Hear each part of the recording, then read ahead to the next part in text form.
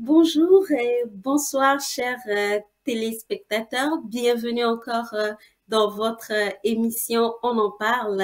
J'espère que vous allez très bien. Le Seigneur est bon pour vous, il a été bon pour moi aussi. J'espère que vous avez passé une très bonne semaine. Comme vous le savez très bien, nous sommes encore là pour discuter d'un sujet aujourd'hui et ce sujet nous interpelle tous. C'est la double facette de l'obéissance. Et pour cela, nous avons dans notre studio une invitée spéciale pour vous. Donc, son nom, c'est Mistura Dorsin. Et elle est artiste, elle est chantre, elle est enfant de Dieu, elle est mère, épouse. Elle va pouvoir avoir l'occasion de se présenter elle-même. Mais avant de continuer cette émission, nous allons écouter une de ses chansons qu'elle a sortie l'année passée qui s'intitule « Lève-toi ».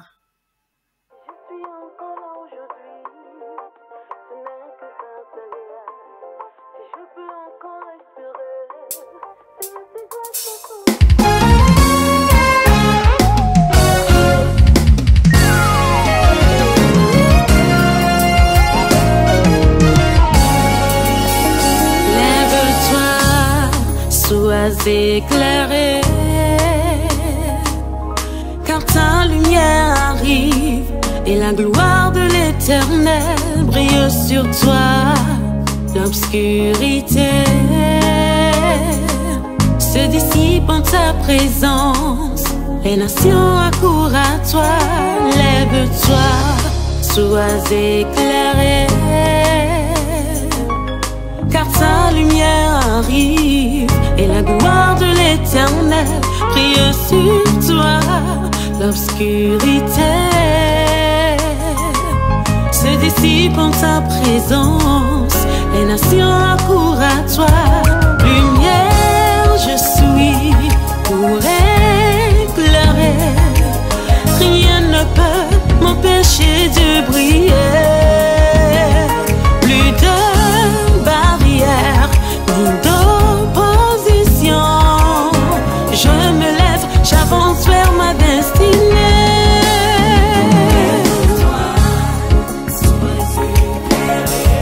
Car ta lumière arrive et la gloire, l'obscurité se dissipe en ta présence. Lève-toi, sois éclairé, ta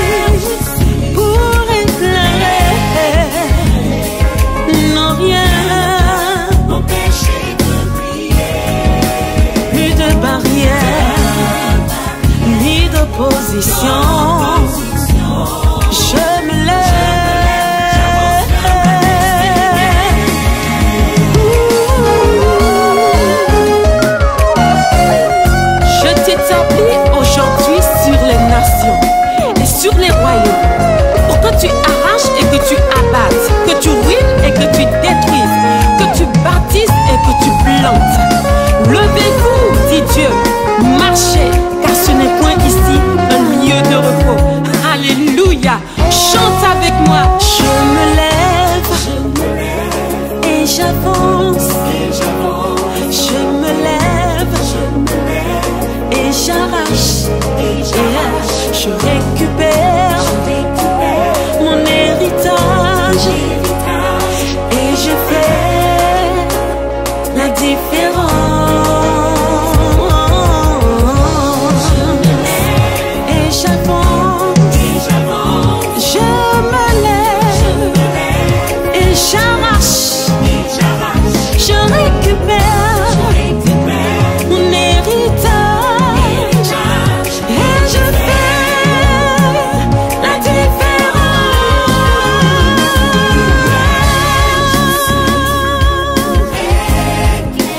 Non, non, non, non, non, non, viens. Plus de barrières. Je me lève, me lève, me lève, me lève, me lève, yeah, avec toi. Alléluia. Oh oui, assurément qu'avec toi, Seigneur, je ferai des exploits. Avec toi, je poursuis mes ennemis. Je les atteins, je les détruis, je les brise. Ils ne peuvent se relever. Oui, toutes ces choses, Seigneur, je les fais. Alléluia. Avec toi.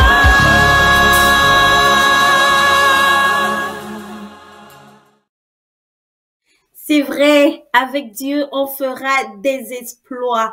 Alors, comme je l'annonçais tantôt, aujourd'hui, nous sommes rassemblés pour discuter d'un thème très important, la double facette de l'obéissance. Qu'est-ce que c'est? C'est quoi la double facette de l'obéissance? Et pour cela, nous avons une invitée et pour vous, et je l'annonçais, c'est Mistoura Dorsin. Elle est dans notre studio. Alors, Mistoura, bonjour, comment allez-vous?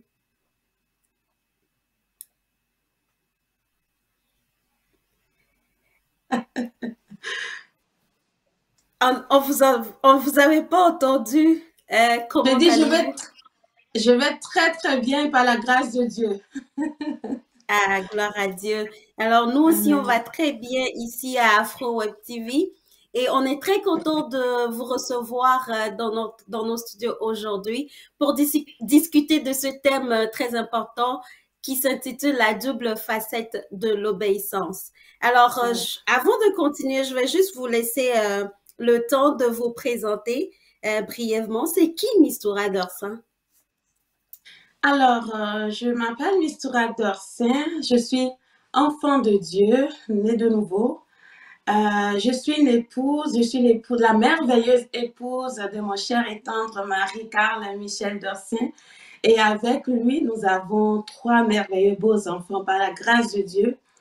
Et en plus de ça, je suis chantre, je fonctionne, j'exerce dans le ministère de la louange et de l'adoration au sein de l'église Christ en Action Évangélisation sous le leadership du pasteur Fofi Ndelo et de son épouse pasteur Suzy Ndelo. Et au sein du département de la louange et de l'adoration, je suis aussi sous le leadership de mon pasteur Nelson Félix, qui était justement avec nous le dimanche passé, qui nous a bénis avec le thème de comment entretenir sa relation avec Dieu pour une année réussie. Donc, en gros, c'est ce que je pourrais dire sur ma personne. Donc, je suis artiste aussi, voilà, j'ai été appelée par le Seigneur aussi pour produire des albums, produire des singles et tout. Donc, voilà, j'ai eu à faire, à sortir 2 chants jusque-là. Donc, par sa grâce, on se laisse conduire par lui. Voilà. Merci beaucoup pour cette belle présentation, Mistoura. Alors, je le répète encore, on est très content de vous avoir aujourd'hui avec nous. Et sur ce thème qui... C'est ça, ce thème m'interpelle personnellement et j'espère que ce temps qu'on va partager ensemble bénira la vie de quelqu'un, restaurera la vie de quelqu'un pour la seule gloire du nom de notre Seigneur Jésus-Christ. Alors, Mistoura, comment êtes-vous arrivée au Seigneur? Je veux dire, comment avez-vous connu Jésus-Christ? Ok, comment j'ai connu Jésus-Christ? Je commence d'abord par dire que moi, je suis née dans une famille du côté de mon père. Mon père est musulman et ma mère est catholique. Donc, j'ai été un peu élevée dans les deux, mais mon père, vu que nous sommes nés musulmans, donc selon la coutume, voilà, on devait respecter et garder la religion du côté de notre père. Donc voilà, j'ai grandi musulmane et tout, mais par moments, je pouvais quand même aller à certaines occasions très spéciales, fréquenter des églises catholiques et tout. Mais j'avais souvent quand même je sais pas, une attirance envers la personne de Jésus. Et tout ce qui était chorale, toutes ces choses-là m'attiraient énormément. Mais bon, c'était un rêve pour moi-même de pouvoir chanter dans une chorale. C'était un rêve pour moi de chanter. Mais c'était un rêve que je me disais, ça ne pourra jamais se réaliser parce que mon père ne me laissera jamais prendre cette voie, me convertir au christianisme et puis aller prendre la voie des chorales, tout ça là, il n'aurait jamais été d'accord. Donc voilà, c'était juste un rêve que je nourrissais dans mon cœur et j'avais pas grand espoir par rapport à ça. Donc, j'ai grandi et puis lorsque j'ai obtenu mon bac, ma mère a opté de m'envoyer en France pour que je puisse poursuivre mes études. Donc, j'ai voyagé en 2005, j'ai quitté ma famille pour aller en Europe, spécialement dans la ville de Tours pour les études. Alors, j'arrive là-bas, bon, la vie est belle et la vie est belle dans le sens que voilà, les parents sont pas là, donc je pouvais sortir comme je veux, aller en boîte de nuit. J'allais en boîte de nuit tous les week-ends, tous les week-ends parce que j'aimais cette vie-là. Même déjà au pays, j'aimais tellement aller en boîte, mais c'était pas tout le temps. Les parents ne permettaient pas ça toujours. Donc les fois où j'allais, c'était vraiment je le faisais en cachette, quoi. Donc là, je me retrouve en Europe, les parents sont pas là, alors je sors quand je veux, je reviens à l'heure où je voulais. Donc il y avait des mauvaises fréquentations. Moi qui ne fumais pas avant, j'avais commencé à fumer, juste pour avoir un sentiment d'appartenance avec les amis parce que mon entourage, c'était plus des personnes vraiment qui fumaient et tout. Donc voilà, je me suis lancée là-dedans juste pour aussi pour plaire aux amis, même si je n'aimais pas vraiment ça. Alors, le temps passait et du coup, j'ai juste fait 9 mois en France. Et quand ma mère a eu l'idée de me faire quitter la France pour m'emmener ici au Canada pour que je puisse pour continuer les études parce que le domaine dans lequel il voulait que je puisse m'orienter, bon, ça semblait ne pas trop fonctionner en France. Du coup, on lui a dit qu'au Canada, c'est quelque chose qui est possible. Fait que là, on a commencé les démarches et finalement, j'ai obtenu le visa. Ça a été tellement rapide pour moi d'obtenir le visa pour venir ici au Canada, alors que c'était compliqué pour plusieurs personnes, mais pour moi, c'est allé comme sur des roulettes. Mais aujourd'hui, je comprends que le Seigneur avait un plan pour moi. Donc, voilà, et le fait que j'ai su que je devais venir ici au Canada, il y avait une seule chose qui me réjouissait. Demande-moi quoi? La seule chose qui me réjouissait de venir, la seule chose qui me réjouissait de venir au Canada, c'était le fait que j'aurais enfin l'occasion de découvrir les boîtes de nuit de l'Amérique. Oh là là. Ah oui, oui, ça c'était la seule chose qui me réjouissait. Ah, enfin, parce que j'ai tellement vu dans les clips vidéo des artistes du monde et tout, tu vois, toutes ces choses-là, et puis ça m'attirait beaucoup. Donc là, l'occasion se présente enfin pour moi pour aller en boîte de nuit en Amérique. Waouh! C'est un grand rêve qui va enfin se réaliser.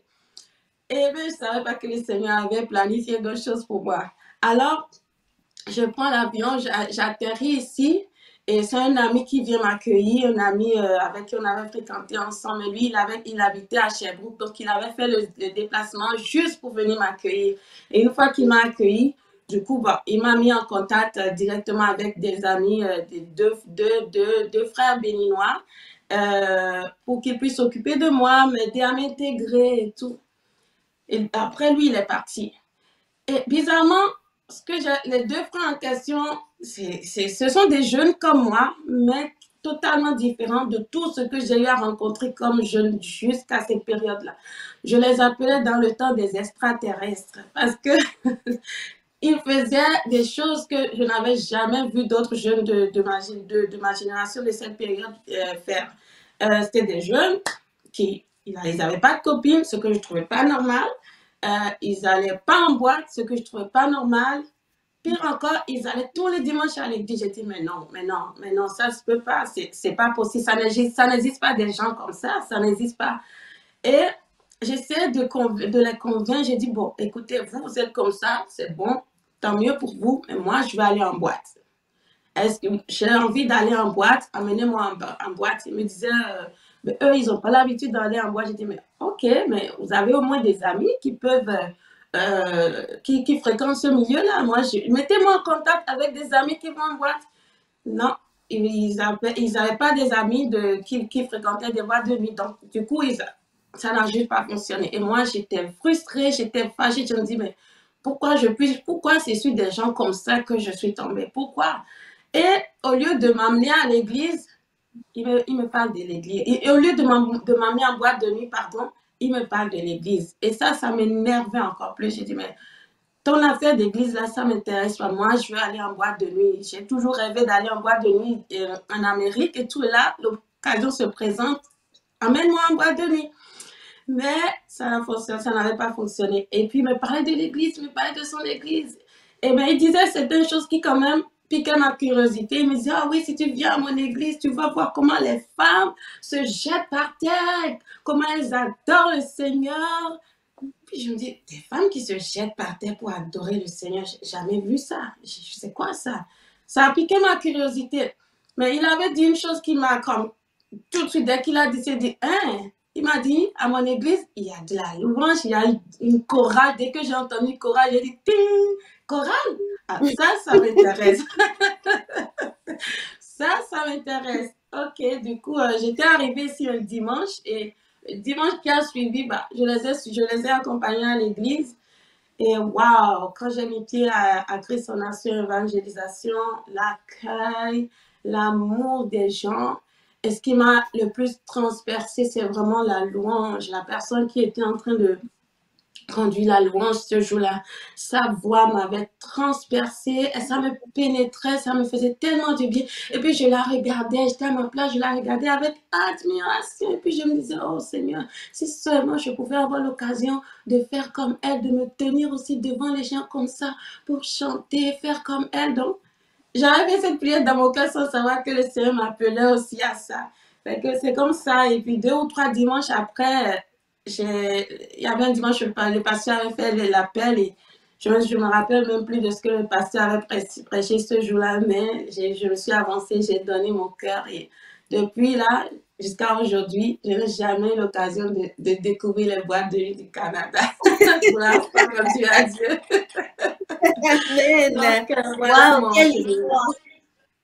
Wow, c'est vraiment une histoire digne d'un film hollywoodien. Gloire à Dieu que vous êtes arrivé au Seigneur aujourd'hui et Oui, que vous le servez de tout votre cœur. Vous êtes en plein dedans. oui. Et justement, moi, j'avais découvert votre témoignage sur le net. Et Oui. c'est pour cela même que je vous ai contacté pour vous inviter aujourd'hui. Avant de Mhm. continuer, on va découvrir un extrait de votre témoignage Ok, qui parlait de l'obéissance, OK? Et on va continuer. La d'accord. régie, s'il vous plaît.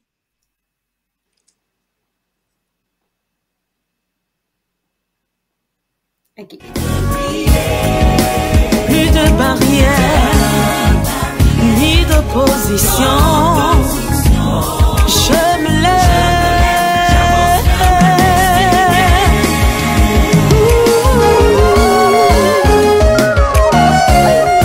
Je t'établis aujourd'hui sur les nations et sur les royaumes pour que tu arraches et que tu abattes, que tu ruines et que tu détruises, que tu bâtisses et que tu plantes. Levez-vous, dit Dieu, marchez, car ce n'est point ici un lieu de repos. Alléluia. Si je n'avais pas accepté d'obéir, quand il m'avait dit, Mistura, quitte ce travail me donnait un peu d'argent, mais je n'étais pas bien à l'intérieur. je ne vivais pas bien avec mes sœurs. Ce travail n'allait pas me donner accès au papier. Donc, ça allait juste être une perte de temps. Mais j'ai arrivé à accepter de perdre quelque chose sans savoir que Dieu avait quelque chose de mieux pour moi.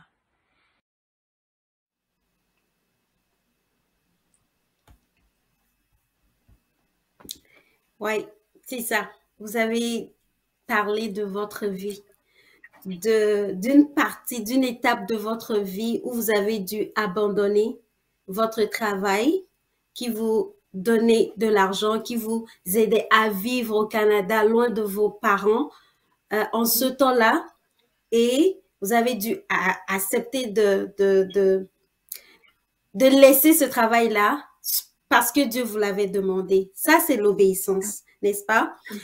Et c'est le thème de l'obéissance qui nous rassemble aujourd'hui. Selon vous, c'est quoi l'obéissance? L'obéissance, selon le dictionnaire, je vais commencer par là, c'est l'action d'obéir. Et c'est en fait le fait de se soumettre à la volonté de quelqu'un, à un règlement. C'est le fait d'exécuter un ordre quelconque d'une autorité qui est au-dessus de nous. Donc, si je dois le formuler dans mes propres mots, je dirais tout simplement que l'obéissance, c'est le fait de se soumettre à la volonté d'une autorité qui est au-dessus de nous et de répondre à ses demandes, d'appliquer en fait les choses qu'on nous demande de faire en fait. Aussi simple que ça. Et selon vous, est-il facile d'obéir à Dieu? Pas toujours. Il n'est Okay. pas toujours facile d'obéir à Dieu. Donc, pourquoi je dis ça? Parce que la parole de Dieu dit que la volonté, parfois les désirs de la chair sont opposés aux désirs de l'esprit. Dieu veut nous envoyer dans un chemin, mais notre chair veut toujours faire quelque chose qui est opposé à ce que la parole de Dieu nous demande. Donc, souvent, ça arrive que la chair et l'esprit sont en train de se battre entre eux. Donc, la plupart du temps, quand Dieu nous demande d'obéir, il y a toujours notre chair qui veut quelque chose d'autre. Et c'est vraiment dans ce sens-là que ça paraît difficile de prendre la décision de pouvoir obéir à Dieu. Mais quand nous savons l'importance de l'obéissance par rapport à Dieu, quand nous savons les bénéfices qui viennent avec ça, on se plie pour obéir, pour plaire à Dieu en fait. On se plie quand on connaît l'importance ou bien les bénéfices de l'obéissance à Dieu. Miss Toura, dites-moi, avant de continuer, pouvez-vous nous dire brièvement, très brièvement, l'expérience que vous avez faite avec Dieu par rapport à l'obéissance? Bon, il y a eu beaucoup d'occasions où j'ai dû obéir aussi. Mais cette période spécifique, c'était vraiment quelque chose de très fort qui s'est produit par rapport aux conséquences positives qui se sont suivies après cette expérience. En fait, c'était une période de ma vie. Tout a commencé en fait à partir d'un verset. Tout a commencé à partir d'un verset, un matin où j'étais allée dans la présence de Dieu pour prier. Et j'aimerais lire le verset rapidement, parce que c'est à partir de là que tout a commencé. C'est dans Romains 13, verset 1. Ça dit que chacun se soumette aux autorités qui nous gouvernent, car toute autorité vient de Dieu. Et celles qui existent ont été établies par Dieu. C'est pourquoi celui qui s'oppose à l'autorité résiste à l'ordre que Dieu a établi, et ceux qui résistent attireront une condamnation sur eux. Dans ma situation, pendant cette période, j'étais au niveau de mes papiers, j'étais arrivée à un statut j'étais sans papier en guillemets, parce que tous mes papiers étaient expirés. Quand j'étais arrivée ici, j'avais eu un gros problème d'orientation scolaire, donc plus de 5 ans de ma vie à me chercher, à tourner en rond et tout. Finalement, tous mes papiers étaient arrivés à expiration. Et là, du coup, je ne pouvais pas travailler, je n'avais pas le droit de travailler, mais j'avais besoin d'argent. J'avais besoin d'argent et j'habitais avec mes sœurs et tout, donc il y avait aussi la pression de la famille et tout par rapport à ma situation les choses qui semblaient ne pas fonctionner, car oui, effectivement, il n'y avait rien qui semblait fonctionner dans ma vie et tout. Et du coup, j'avais été mise au courant d'une opportunité d'emploi que je pouvais faire pour gagner quand même un peu d'argent. Donc, cet emploi, j'étais payée sous la table, comme on dit. Donc, ce n'était pas un emploi déclaré. Alors, du coup, bah, vu que j'étais dans le besoin, j'ai accepté de faire ce travail. Alors, j'ai commencé à le faire et puis je l'ai fait pendant une couple de mois et tout. Et quelques temps après, pendant que j'étais en train de prier, justement, le Seigneur m'a interpellé, m'a fait lire ce passage et m'a vraiment fait comprendre que j'étais dans dans la désobéissance. La désobéissance envers qui? La désobéissance envers l'autorité, envers le gouvernement et automatiquement la désobéissance envers lui. Le Seigneur me faisait comprendre que ce travail, je n'avais pas reçu le droit du gouvernement de travailler. Le gouvernement ne m'avait pas donné l'autorisation de travailler. Donc, je me devais de me conformer à cette demande-là. Et j'ai dit, waouh, Seigneur, c'est tellement lourd parce que au moins, ce travail que je faisais permettait quand même que, aux yeux de la famille, bon, j'avais, bon, je pouvais gagner un peu d'estime, quoi, de la part de mes sœurs, de la famille et tout. Au moins, elle fait quelque chose. Mais là, de devoir laisser ça pour obéir à Dieu, qu'est-ce que la famille va penser de moi? Déjà que rien n'allait. Et c'est quoi les raisons que je vais donner à la famille pour expliquer le fait que je décide de laisser ce travail? Mais je ne suis pas passée par 4 autres chemins. J'ai accepté d'obéir. J'ai dit, Seigneur, ok, je l'ai lu dans la parole. C'est pas quelqu'un qui est venu essayer de me convaincre. Je l'ai lu dans la parole. Alors, Seigneur, c'est ta volonté, d'accord, let's go. Alors, j'ai pris la décision, j'ai quitté. Donc, c'est quoi les raisons que je vais donner à ma famille, à ma mère? Ben, j'ai dit à maman, Jésus m'a dit de laisser mon travail. Jésus t'a dit de laisser ton travail. Mais attends, c'est une folie. C'est quoi? Tu es fausse? Comment ça, Jésus t'a dit de laisser ton travail? J'ai dit, maman, parce que je n'ai pas le droit de travailler. Bref, elle ne comprenait juste pas. Mais c'est avec raison aussi. Elle ne comprenait pas et c'était tellement dur, c'était tellement compliqué parce que les insultes là, c'était vraiment de trop. Parce qu'on me disait que tout ce que je sais faire, c'est vraiment d'aller à l'église, église. Et là, au lieu de me lever, en plus que j'étais la grande sœur, hein, et toutes mes autres sœurs, mes plus jeunes sœurs travaillaient. Donc, quel exemple je donne? Tu comprends? Mais j'avais accepté de subir la pression. J'avais accepté de subir la pression et je faisais confiance à Dieu. J'ai dit, Seigneur, la Bible dit que tu n'es redevable envers personne. Si je l'ai fait, j'ai accepté de payer le prix. Je sais que tu te chargeras du reste. Le temps est passé. Le temps est passé et après, le Seigneur a commencé à ouvrir des portes. Il a commencé par me déloger. J'ai dû déménager de chez mes sœurs pour aller habiter chez un couple formidable qui avait pris connaissance vraiment de ma situation et tout. Et ils ont accepté de m'abriter chez eux. Et voilà, ils s'occupaient de tout. De tout ce que je devais manger, j'avais droit à une chambre. Bref, Dieu, à travers eux, m'avait vraiment pris en charge. Donc, une fois que j'ai changé d'environnement, le Seigneur a commencé maintenant à ouvrir les portes aussi les portes qui allaient me conduire à ce que j'aie un emploi. Donc, avant que je n'aie un emploi, Dieu a réglé mes problèmes au niveau de l'école, oui, au niveau scolaire. Ça aussi, c'est un autre témoignage. En tout cas, si vous voulez avoir des détails, je vous inviterai à aller écouter ça. J'ai tout détaillé sur ma chaîne et tout. Du coup, les portes se sont ouvertes pour l'école. J'ai fini ma formation.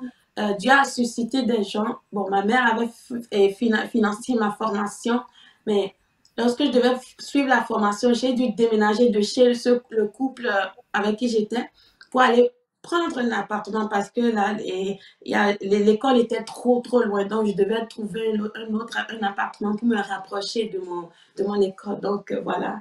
Du coup, j'ai loué un appartement et Dieu a suscité le couple pastoral et puis deux autres personnes que j'appelle souvent mes tuteurs, vraiment. Et c'est eux qui ont vraiment payé euh, mon logement, ma nourriture. En tout cas, Dieu a suscité des gens pour prendre soin de moi jusqu'à ce que je finisse ma formation. J'ai eu mon diplôme. Par la suite, j'ai trouvé un emploi dans le gouvernement, dans le même domaine où j'ai étudié. Et de fil en aiguille jusqu'à ce que je finisse par obtenir mes papiers. Même pour les papiers aussi, il y a eu des oppositions, mais la victoire a été remportée par la grâce de Dieu. Voilà. Waouh, quel témoignage! J'ai cru comprendre dans votre témoignage que vous avez obéi à Dieu. Et Oui, après cela, il vous a ouvert d'autres portes. C'est-à-dire, oui, cela n'a pas été du tout facile, hein?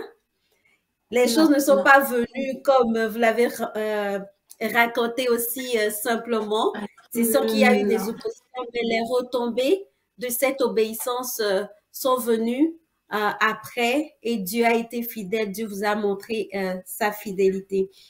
Mais Oui. dans votre témoignage là, est-ce que votre maman s'était opposée à votre vraiment à votre conversion? Comment ça s'est passé de ce côté-là? Est-ce que vous avez désobéi à votre mère? C'était comment? Par rapport à ma conversion, ce qui était bizarre, c'est que quand je me suis convertie, la personne que je pensais qu'elle allait, la personne qui allait le plus s'opposer à ça, c'était mon père. C'est ce que je croyais parce que lui, il est musulman, donc les musulmans, ils sont très stricts à ce niveau. Mais à ma grande surprise, c'était plus ma mère. Mais elle avait ses raisons. Je m'explique.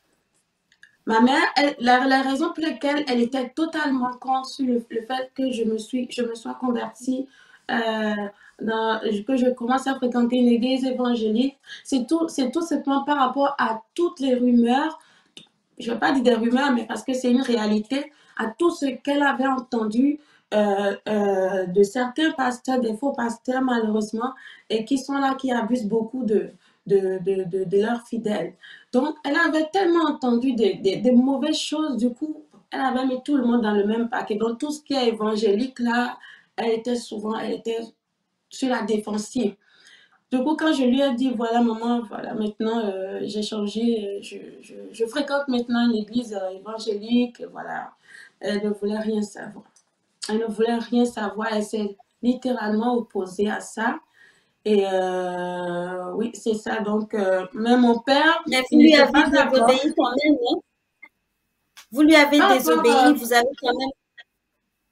oui, par rapport à mon salut, oui, je lui ai tenu tête à ce niveau. Ok. Mais votre mère était une autorité sur vous en ce moment-là, parce que Mhm, vous-même vous avez dit tout à l'heure que il faut se soumettre à toute autorité. mhm, Encore plus, la Bible a dit que les enfants doivent obéir aux parents. Est-ce que c'était mhm. la bonne chose à faire en ce temps-là que de désobéir à votre mère? Ça, c'est une question piège, hein, Karen. Ça, c'est une question piège. Mais bon, Ok. par la grâce de Dieu, on va pouvoir bien y répondre. Par rapport à mon salut, euh, elle me demandait, en fait, elle me demandait de ne pas aller, de ne plus aller, de ne plus continuer à aller à l'église. À ce Mhm. niveau, avec toute la compréhension que j'ai aujourd'hui, je dirais que oui, quand même, j'avais désobéi. Mais pendant cette période, je n'avais pas la compréhension que j'ai aujourd'hui. J'avais accepté, le salut, c'est quelque chose qui est personnel, qui se passe à l'intérieur de nous. OK? Et Mhm. quelqu'un qui vient de Mhm. naître de nouveau, oui, elle a besoin d'aller à l'église pour recevoir la parole, pour être nourrie afin de grandir spirituellement. Et cette personne doit être accompagnée. Mais maintenant, ma mère s'opposait à moi et moi, j'étais tellement aussi impliquée à l'église, j'étais à fond dans le ministère. je servais à fond dans la louange, l'adoration. Écoute, j'ai toujours rêvé de faire ça. J'ai toujours rêvé de chanter dans une chorale. Et enfin, l'opportunité se présente à moi. Et là, maman vient me dire de ne plus aller à l'église. Mais non, non, maman, je suis désolée. En fait, je n'arrivais pas à différencier le ministère de la relation avec Dieu. Je n'avais pas encore cette compréhension. Du coup, pour moi, quand j'allais à l'église, je servais Dieu. D'office, pour moi, c'est je suis en relation avec Dieu, quoi. C'est pour ça que quand elle me disait ne va plus à l'église, c'est comme si je voyais ça comme si elle voulait me séparer de Jésus. Alors que non. Je comprends. Je comprends tout à fait. Vous avez désobéi, point barre. Mais aujourd'hui, avec la maturité que vous avez acquis aujourd'hui, qu'est-ce que vous conseilleriez à quelqu'un qui s'est converti et qui est en train de subir des oppressions pareilles? Qu'est-ce que vous lui direz? Une personne, je dirais, une jeune personne qui habite encore qui est sous la tutelle de ses parents, qui est sous la responsabilité de ses parents, a le devoir d'obéir à ses parents. Quelqu'un qui est en train de vivre ce genre de situation, je dirais, où la famille s'oppose à ce qu'elle aille à l'église, si la famille ne lui dit pas, écoute, renie Jésus, je ne veux plus te voir prier Jésus, je ne veux plus te voir lire ta Bible. En tout cas, renie Jésus, choisis entre Jésus et la famille. Si c'est ça, la question ne se pose même pas. Maman, je t'aime beaucoup. Papa, je t'aime beaucoup, mais je choisis mon Jésus. Parce que c'est lui qui est mort pour moi à la croix. Même toi, même papa, maman, tu as besoin de ce Jésus-là. Donc, la question ne se pose même pas. Maintenant, si c'est juste le fait qu'on me dit de ne pas aller à l'église, ok, la parole de Dieu me dit que je dois obéir. Enfants, dans Éphésiens 6, enfants, obéissez à vos parents selon le Seigneur. Le fait que tu n'ailles pas à l'église n'est pas censé t'empêcher d'entretenir ta relation avec Dieu à la maison. Grâce rendue à Dieu aujourd'hui, nous avons la technologie qui a tellement évolué qu'on peut suivre les cultes en ligne et tout, on peut tout suivre en ligne sur les réseaux sociaux. Maintenant, la personne qui vit ça, elle suit ses cultes en ligne, mais elle doit mettre ses genoux à terre pour prier pour ce parent-là. Parce que la volonté de Dieu est qu'elle puisse aller à l'église. Elle puisse aller à l'église, elle puisse servir le Seigneur à l'église, se retrouver en communauté avec des frères et sœurs. Dieu ne nous appelle pas à vivre isolés. Nous avons une alliance avec les églises auxquelles Dieu nous a rattachés. Maintenant, quand un parent est un obstacle, c'est un combat qu'il faut aller remporter dans la victoire. Dieu dit, alors que cette personne sera en train de prier pour son parent, elle peut utiliser le verset qui dit que le cœur du roi est un courant d'eau dans la main de l'Éternel pour réclamer vraiment le cœur de son parent au Seigneur. Elle peut prier, demander, Seigneur, touche le cœur de ma mère ou de mon père qui m'empêche d'aller à l'église. Je veux aller à l'église, mais voilà, elle ne veut pas. Mais tant que tu peux plier tes genoux à la maison, passer du temps dans la présence de Dieu, ça, tu es en train de nourrir, de construire ta relation avec Dieu. Et tu continues à prier jusqu'à ce que le Seigneur puisse agir. Et l'autre chose aussi, que je pourrais conseiller aussi pour l'action qu'elle pourrait poser, qu'il ou elle pourrait poser pour soutenir sa foi, c'est vraiment tous les dimanches, elle se lève comme si elle va à l'église, elle se prépare, elle se pouponne et tout, comme si elle va à l'église. Et une fois que la personne soit totalement bien habillée, bah, elle va voir son parent. Papa, maman, bon, j'aimerais aller à l'église. Je t'ai déjà dit non, il n'en est pas question.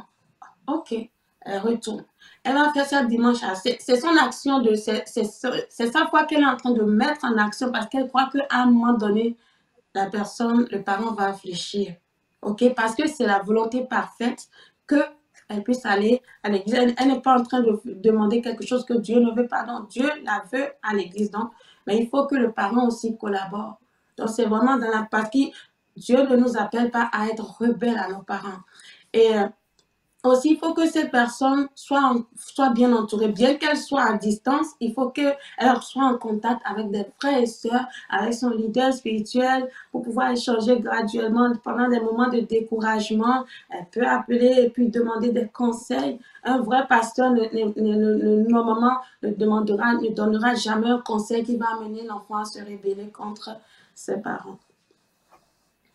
Merci beaucoup pour ces éclaircissements. D'après ce que vous venez de dire, j'ai compris que on ne peut que désobéir à ses parents dans le cas extrême où les parents demanderaient de renier Jésus. C'est seulement dans ce cas, sinon on pourrait rester à la maison et essayer de continuer à garder la relation avec les frères et le père spirituel et aussi construire sa relation personnelle avec Dieu. Si j'ai bien résumé. Oui, c'est ça. Tout ce qui pourrait porter toute demande de la part d'un parent qui va tenter de compromettre notre relation personnelle avec le Seigneur, c'est là qu'on dit non. La relation avec Dieu, on ne touche pas. Mais la relation avec Dieu, il faut vraiment qu'on arrive à faire la distinction avec la relation avec Dieu et l'Église ou le ministère. C'est deux choses différentes. Et c'est ce que moi, je n'avais pas compris pendant toutes ces années. Tu comprends? Voilà. D'accord. Moi, ma question, tu vas me dire, vous allez me dire encore que c'est une question piège, mais je vais la poser quand même. Si vous étiez resté à la maison en ce temps-là, en obéissant à Oui. votre mère qui vous demandait de ne plus aller à l'église, Mhm. auriez-vous gardé la foi vraiment? Soyons francs. Ouais. Et en même temps, est-ce qu'une personne nouvellement convertie qui n'a encore aucune base, pas beaucoup d'enseignements, s'en sortirait en restant juste à la maison et prier en attendant que Dieu touche le cœur de ses parents? Ne va-t-elle pas abandonner? Soyons francs, hein? Dis-moi. OK. Oui. Ce serait de la prétention si je disais que oui, je persévérerai, je garderai la foi jusqu'au bout. Je ne l'ai pas vécu, mais connaissant quand même mon cœur obéissant, j'ai vraiment un cœur qui veut obéir à Dieu. Connaissant mon cœur, j'allais quand même obéir. Maintenant, est-ce que j'allais pouvoir persévérer jusqu'au bout? Ça, je ne peux pas le garantir. Je ne sais pas parce que je n'ai pas été, j'ai pas vécu ça pendant cette période-là. Mais pour quelqu'un, comme je disais précédemment, un jeune converti qui vit ça, c'est important qu'elle soit entourée. Tu te souviens, Pasteur Nelson disait dimanche passé, l'entourage, les personnes, il faut vraiment s'assurer de qui nous entoure. Un jeune converti qui vit ça doit vraiment être bien entouré parce que c'est quand même lourd. Elle veut aller à l'église, il veut aller à l'église, mais la famille représente un obstacle. Donc, elle a besoin de soutien. Donc, il faut vraiment constamment qu'elle soit en contact avec des aînés dans la foi qui vont vraiment l'encourager constamment pour lui dire, ne lâche pas, Dieu est fidèle, on prie pour toi, on prie pour ta famille, on prie pour ton père ou en tout cas la personne qui est l'obstacle en fait. On prie, on croit qu'à un moment donné, le Seigneur va agir. Et parfois, si le Seigneur permet que ça tarde, c'est tout simplement que Dieu est en train de bâtir aussi le caractère de la personne. Dieu est en train de bâtir un caractère au niveau de la personne. Donc, la parole de Dieu dit que tout concourt au bien de ceux qui aiment Dieu. Oui, c'est une épreuve, mais je crois que si cette personne persévère vraiment, elle va sortir de là grandie. Elle va sortir de là grandie. Elle va sortir de là quand même aussi avec un certain niveau de maturité, une intimité plus profonde avec sa relation, concernant sa relation avec Dieu aussi. Donc, elle ne peut être que gagnante. Merci beaucoup, Miss Aura. Je rappelle que notre émission est une émission interactive et nos auditeurs peuvent nous appeler sur le +1 319 462 89 79. +1 319 462 89 79. C'est un numéro des États-Unis, mais ceux qui sont partout dans le monde, au Canada ou en Europe ou partout où vous nous suivez actuellement, vous pouvez toujours nous rejoindre sur WhatsApp. On va pouvoir vous répondre. Alors, n'hésitez pas à nous appeler. Vous pouvez poser vos questions. Vous pouvez apporter vos points de vue à la discussion. Donc, Miss Toura, dites-moi, hein, il y a des fois où on veut bien obéir à Dieu, on veut délaisser certaines choses, mais on n'arrive pas. Qu'est-ce qu'on fait dans ce cas? Les fois où on veut obéir à Dieu, mais qu'on n'arrive pas. OK. Qu'est-ce qu'on fait dans ce cas? C'est de se tourner vers Dieu. C'est de se tourner vers Dieu. La Bible dit dans Jean, vous ne pouvez rien, c'est Jésus qui parlait, vous ne pouvez rien sans moi. Demeurez en moi et je demeurerai en vous. Et vous allez pouvoir porter du fruit. Le fruit de l'esprit, on peut les porter uniquement seulement lorsqu'on demeure en Jésus. Quand on demeurer en Jésus, c'est quoi? C'est vraiment passer du temps dans sa parole. Aller constamment se ressourcer dans sa parole. La parole de Dieu n'est pas juste un livre ordinaire, elle est vraiment puissante pour transformer une vie. Alors qu'on va constamment s'exposer à sa parole, mais nous recevons en retour la vie, sa nature qui se déteint graduellement en nous, de sorte que les choses impures qui se trouvent en nous finissent par se détacher naturellement. Dernièrement, j'étais en train de méditer sur l'histoire de la femme samaritaine qui avait croisé Jésus au puits. Et Jésus lui disait, si tu bois de cette eau, tu n'auras plus jamais soif. Cette femme, en fait, elle avait un problème dans sa vie. Elle avait soif de quelque chose. Elle avait soif d'amour. D'amour, parce que la Bible dit qu'elle a eu 5 maris. Et le 6e n'était même pas son mari. Fait que si elle est passée par 5 maris, c'est que quelque part, il y avait de l'insatisfaction. Il y avait quelque chose qu'elle recherchait, qu'elle n'arrivait pas à trouver auprès des hommes. Je dirais littéralement que voilà, c'est de l'amour qu'elle recherchait, un homme qui allait vraiment la combler. Mais c'est pour ça qu'elle passait de mari en mari, elle n'arrivait pas à trouver ça. Et Jésus lui dit, si tu bois de mon eau, tu n'auras plus jamais soif. C'est un peu la même chose, c'est-à-dire tout ce qui est comme un vice dans notre vie, tout ce qui attire tellement notre attention, de sorte que nous allons constamment vers ces choses-là. Quand c'est le péché, nous allons constamment vers... ces péchés-là nous attirent constamment. Mais Jésus dit, si tu bois de mon eau, tu n'auras plus jamais soif. C'est-à-dire la soif de cette chose-là que tu as constamment, tu ne l'auras plus. Donc, bois de l'eau de ma parole.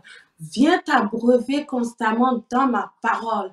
Plus tu le fais, constamment, tu es constant, tu continues, tu te rendras compte que ces choses-là, naturellement, tu commences à avoir un dégoût, en fait, pour ce vice, pour ce péché, pour ces choses-là que tu veux tellement, tu as tellement fait des efforts, tu as fourni autant d'efforts pour délaisser, mais tu n'arrives pas. Jésus a dit, la clé, c'est viens boire de l'eau de ma parole. Demeure en moi, demeure dans ma parole. Et tu seras transformé de gloire en gloire à mon image. Donc, c'est vraiment ça. Ne pas se focaliser sur le changement qu'on veut voir, ne pas se focaliser sur le péché qu'on veut laisser, mais de se focaliser sur la personne de Christ qui a vaincu le péché pour nous à la croix. Se focaliser sur lui qui transforme notre intérieur. Parce que la transformation que lui fait, ça vient de l'intérieur et ça s'extériorise. Donc, focalisons-nous sur lui et le reste va suivre. C'est tout ce que je peux Amen. dire. Focalisons-nous sur Jésus-Christ et le reste va suivre. Nous avons un auditeur en ligne. Bonjour, auditeur en ligne. Nous allons le recevoir. Bonjour. Bonjour, Carmen. C'est Monsieur Latévi? Oui, votre fidèle auditeur. C'est ça me fait plaisir de vous entendre. Comment allez-vous, Monsieur Latévi? Ah, Dieu merci, on rend grâce à Dieu. Alors, alléluia. Ok, on est là, on vous écoute. C'est une question, c'est un apport? Oui, c'est une question. D'abord, je salue votre invitée. Bonjour.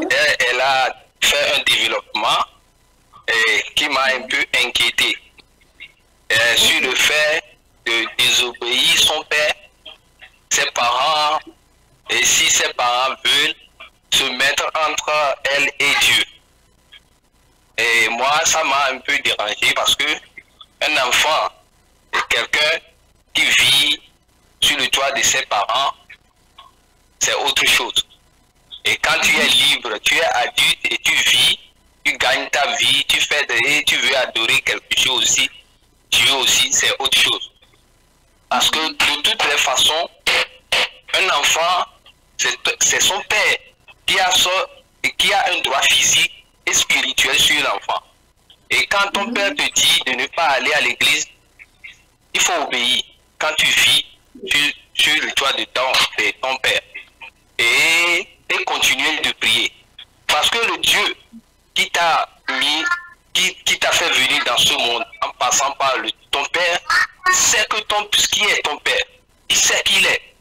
Il connaît sa position vis-à-vis de ça. Mais il ne t'a pas empêché de venir par lui. Et vous comprenez. Mais quand tu es un homme âgé, une personne âgée, qui fait sa vie, et ton père s'oppose à toi là, même dans ça, on le dit avec beaucoup plus de respect et toujours avec de compréhension. Pas d'esprit de révolte dans ça. Et vous avez un pouvoir que Dieu même leur a confié, capital sur nous, que Dieu a confié. Donc quand il a dit ça, peut-être quand elle a dit ça, j'ai pas compris, mais tu as encore répété, elle a répété avant. Si elle peut revenir sur ça et nous expliquer qu'est-ce qu'elle a voulu dire exactement. Si ton papa s'oppose entre toi et moi, si elle peut nous éclairer dans ça. Merci. Merci beaucoup, Monsieur Latevi. Je vais lui laisser la parole pour mieux développer, mais je pense que elle a bien dit. Elle a dit que aujourd'hui, si elle avait cette maturité qu'elle a aujourd'hui, elle respecterait ce que sa mère lui a dit et elle serait restée à la maison et continuer de développer sa relation avec Dieu. Mais je vais la laisser très brièvement parce qu'on n'a plus beaucoup de temps. Mistura, est-ce que tu peux... Oui, exactement. On se rejoint beaucoup, Monsieur Latevi. Peut-être que vous m'avez mal compris. Donc, je disais que pendant cette période de ma vie chrétienne, lorsque ma famille, ma mère s'opposait à ce que j'aille à l'église, je lui avais tenu tête parce que je n'avais pas compris que je pouvais entretenir ma relation avec Dieu à la maison sans forcément aller à l'église. Donc, c'est pour ça que je pensais que le fait que ma mère le fait qu'elle me disait de ne plus aller à l'église, c'était une façon où elle me demandait de renier Jésus en fait. Donc, c'est pour ça que je lui avais tenu tête. Aujourd'hui, je comprends mieux les choses. J'ai mieux compris les choses et je sais que, ok, c'est bon d'aller à l'église, mais le plus important, c'est vraiment de bâtir notre relation avec Christ, avec Dieu, se bâtir dans notre maison, chez nous, dans nos moments intimes avec lui. Donc, s'il y a un parent qui s'oppose à moi, au fait que j'aille à l'église, je suis sous sa tutelle, je suis sous sa responsabilité, c'est le parent qui prend soin de moi, je me dois de lui obéir à sa demande et je fléchis mes genoux, je prie, je demande à Dieu de changer, de toucher le cœur de mon parent afin qu'il me libère pour que j'aille ensemble servir le Seigneur avec mes frères et sœurs à l'église. Voilà. J'espère que Monsieur Latevi a compris ce que vous vouliez dire maintenant. Et aussi, il pourrait encore réécouter l'émission dès le début et puis il va tout comprendre. Merci beaucoup, Monsieur Latevi, d'être fidèle à cette émission et de toujours nous appeler. Ça nous fait chaud au cœur quand vous appelez. Ça me fait vraiment chaud au cœur. Merci beaucoup. Alors, on va descendre bientôt. On va finir bientôt notre émission. Ça s'est vite passé. On s'est même pas rendu compte. Mais j'ai encore deux ou trois questions pour vous, Mistura. Ok. Ma question de savoir, dans le cas de désobéissance, ok? Dans le cas de désobéissance, qu'est-ce qu'il faut faire pour revenir à Dieu? C'est quoi le processus de repentance pour ne pas tomber dans la culpabilité et rester loin de Dieu? Très rapidement. Ok. Dans le cas d'une désobéissance, il faut déjà reconnaître vraiment qu'on a désobéi. Ça commence par là, le fait de reconnaître que voilà, on n'a pas bien agi et tout. Bah, une fois qu'on a reconnu notre faute, notre erreur, bah, c'est juste de s'humilier, de venir vers Dieu, de nous repentir en fait, de demander pardon au Seigneur du fait que voilà, on a dévié du chemin qu'il a tracé pour nous. On est vraiment passé à côté, de s'humilier, de demander pardon et par la suite, bah, de comprendre que Dieu nous a pardonné. Parce que la parole de Dieu dit que lorsque vous venez, vous confessez vos péchés, le Seigneur est juste et bon de nous pardonner. Maintenant, comment faire pour ne pas sombrer dans la culpabilité? C'est aussi simple, c'est de prendre possession vraiment de notre identité en tant qu'enfant de Dieu, que Dieu a justifié. Parce que oui, nous croyons que le Seigneur nous pardonne de nos péchés, il nous a déjà pardonné de toutes nos fautes, mais quand l'ennemi vient pour essayer de nous ramener dans le passé, ou quand il va essayer de nous rappeler nos erreurs et tout, non, on doit se lever et de savoir que non, Dieu a dit qu'il nous a justifiés. Donc, nous avons l'identité, nous sommes des enfants qui ont été justifiés. Donc, le fait de savoir ça, c'est à nous vraiment de prendre cette vérité comme une arme pour combattre en fait l'esprit de culpabilité qui va souvent venir, et de lui dire non, tu viens pour que je me sente coupable. Au nom de Jésus, je déclare que j'ai été pardonné, j'ai été lavé, j'ai été sanctifié, j'ai été justifié. Donc le fait vraiment de connaître son identité en tant qu'enfant de Dieu, c'est vraiment une arme puissante pour savoir fermer la bouche à l'ennemi quand il vient pour nous déranger. Voilà. Connaître son identité, c'est vraiment très important. Très rapidement, Mistora, dites-moi, d'après votre témoignage, vous avez dû perdre quelque chose pour gagner quelque chose d'autre. C'est-à-dire, vous avez dû laisser le travail qui vous nourrissait en ce temps-là pour obéir à Dieu, et par la suite, Dieu a ouvert d'autres portes. Est-ce que c'est toujours comme cela, l'obéissance? Ah, avec Dieu, comme je disais tantôt, Dieu n'est jamais redevable envers personne. Quand Dieu nous demande d'obéir, ça peut paraître dur, ça peut paraître compliqué, ça peut paraître très douloureux dans le présent, mais c'est toujours, toujours, toujours bénéfique.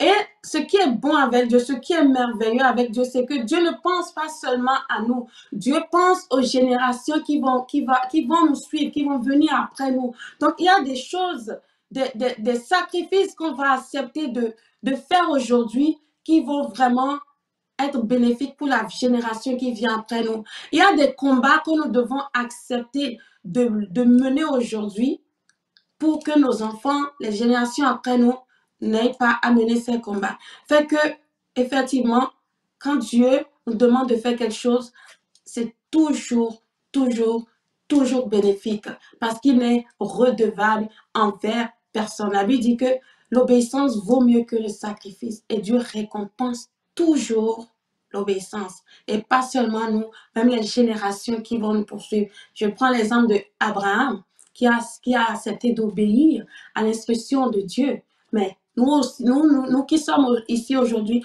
nous bénéficions des bénédictions qui avaient été déclarées sur Abraham. Ça nous a poursuivis jusqu'à aujourd'hui, jusque dans les générations qui vont venir après. Donc, l'obéissance, c'est toujours bénéfique. L'obéissance, c'est toujours perdre quelque chose pour en gagner une autre. C'est ça le point. Exactement, c'est ça, hein? Oui. D'accord. En général, oui. En général, oui, on perd quelque chose, mais en fait, à nos yeux, c'est comme si on perd, mais Dieu ne voit pas nécessairement une perte. Dieu voit au-delà, en fait. Donc, c'est pas nécessairement une perte, mais nous, on le voit comme ça parce que ça fait mal à la chair. La chair en souffre, mais l'esprit en bénéficie. Amen. La chair en souffre, mais l'esprit en bénéficie. On va terminer notre émission très bien bientôt, mais comme notre thème le dit, Mistora, c'est quoi vraiment, quand on dit la double facette de l'obéissance, c'est quoi finalement? Qu'est-ce que nos auditeurs et auditrices vont retenir de cette émission? C'est quoi la double facette de l'obéissance? Ben, On l'a dit tantôt, la double facette, je l'ai nommé comme ça, tout simplement à cause du fait que quand Dieu nous demande d'obéir au début, nous perdons. Nous perdons quelque chose, il y a quelque chose que nous devons laisser. Donc, il y a cette facette de perte, ok? Et l'autre facette qui est la facette du gain, où nous gagnons. Peut-être pas dans l'immédiat, mais ça finit toujours par un gain. Donc, c'est vraiment dans ce sens que je dis la double facette de l'obéissance envers Dieu. Au début, tu gagnes, tu perds quelque chose, mais pour gagner après. On perd quelque chose pour gagner après. Avant de terminer cette émission, qu'est-ce que vous diriez à une personne qui nous écoute quelque part ou une personne qui va réécouter cette émission après parce que ça sera rediffusé sur notre chaîne YouTube après? Qu'est-ce que vous diriez à une personne qui est en train de passer par un moment de persécution en ce moment à cause de Jésus-Christ? Parce qu'il a choisi d'obéir à Dieu, il a choisi d'obéir à Jésus et il est en train de vivre des moments de persécution. Qu'est-ce que vous diriez à cette personne? Je dirais à cette personne de juste persévérer, de savoir que Dieu n'est pas indifférent à ses souffrances. Dieu n'est pas insensible à ses pleurs. Toutes les fois que il lui arrive de pleurer dans sa chambre, dans son lit, Dieu voit chaque larme qui sort de ses yeux. Dieu voit chaque larme, il la recueille. Et Dieu, le silence de Dieu ne veut pas dire que Dieu est indifférent. Non. Si Dieu permet que la personne passe par là, c'est pour un but. C'est pour un but précis. Et Dieu est en train de préparer quelque chose de grand qui va venir.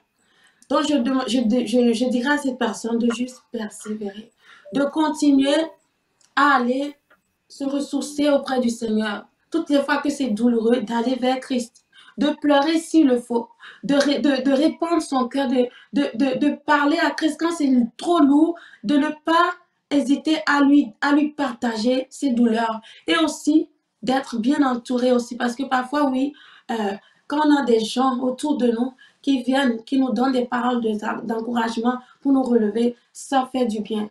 Donc, qu'elle ne se sente pas seule, qu'elle ne s'isole pas, mais s'il y a la possibilité même de rencontrer des frères et sœurs en dehors de l'église, je ne sais pas trop, mais pour garder les liens avec des frères et sœurs pendant ces moments difficiles. Et Dieu qui est fidèle, il finit toujours par se manifester. Moi, aujourd'hui, ce que j'avais vécu, les choses que j'avais vécues avec ma mère qui ne voulait rien savoir avec de l'église et tout. Mais Dieu a suscité des choses, ce qu'il a fait dans ma vie à travers cette obéissance, le fait que l'église s'est levée pour pouvoir me venir en aide, ça a totalement changé la vision de ma mère par rapport à l'église. Elle a compris que toutes les églises évangéliques ne sont pas les mêmes. Il y a des églises d'exception qui sont vraiment appelées par le Seigneur où l'amour se manifeste.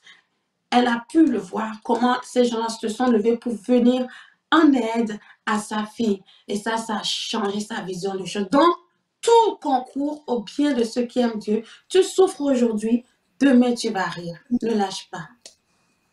Amen. Tu souffres aujourd'hui, demain tu vas rire. Ne lâche pas. Parole de Madame Mistura Dorsin qui était avec nous aujourd'hui dans cette émission. On en parle. Aujourd'hui, on a parlé de la double facette de l'obéissance qui consiste à perdre quelque chose qui nous est cher à cause de l'obéissance à Dieu, mais à en gagner une autre. Amen. Alors, nous allons terminer cette édition de cette émission d'aujourd'hui, mais je voudrais m'adresser très particulièrement à quelqu'un qui nous écoute en ce moment. Je ne sais pas par quoi tu es en train de passer, mais je peux t'assurer que si c'est à cause de Jésus-Christ, les récompenses seront énormes pour toi. Alors garde la foi, persévère. Parce que la vraie obéissance te met inconfortable. La vraie obéissance, ce n'est pas facile, hein? Mais si tu tiens le coup, Dieu te donnera la victoire au bout du chemin. Alors, je vais vous laisser avec ce verset pour cette semaine, avant qu'on ne se retrouve le dimanche prochain.